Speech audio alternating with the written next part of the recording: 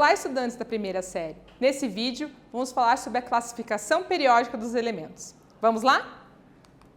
Então, olha só. A organização da tabela periódica, temos famílias ou grupos.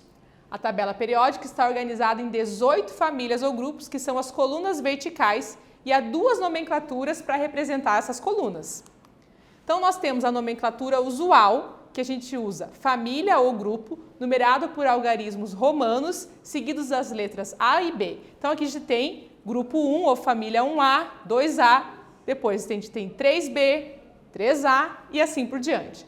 E a nomenclatura oficial da IUPAC, que é o órgão que regulamenta os caracteres aqui para a química, fala o seguinte, que as famílias ou grupos são numerados por algarismos arábicos e vão de 1 a 18. Então, são os números que estão em cima aqui nessa representação. Então, 1, 2, 3 e a sequência lá até o 18.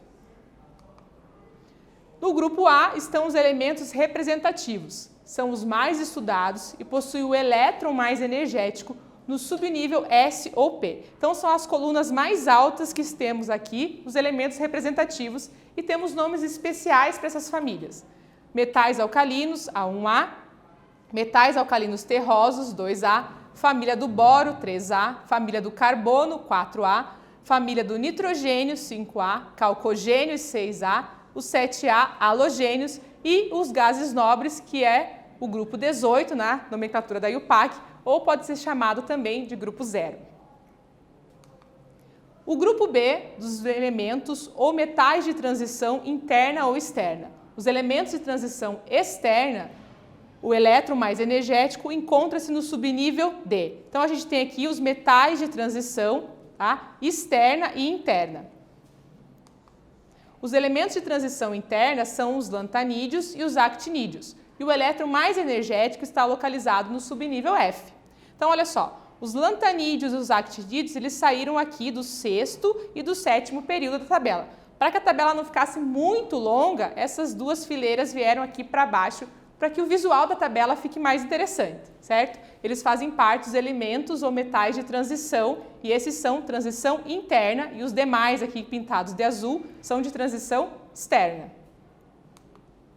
Os períodos, então, temos os períodos de 1 a 7, e os elementos da série dos lantanídeos, como disse anteriormente, saíram dos períodos 6 e 7, respectivamente, para virem aqui embaixo na tabela. E a tabela periódica, temos o diagrama de Linus Pauling fazendo parte dela. Lembre que temos os átomos neutros, os números de elétron é igual ao número de prótons. Então, na hora da distribuição, a gente tem o subnível, né, de maior energia S, D, P e F. E aí, conforme a distribuição, a gente sabe qual é a localização desse elemento lá na tabela periódica, conforme a distribuição de Linus Pauling. Se ele tiver final S, vai estar nesse espaço, D nesse espaço e P no outro, e assim por diante.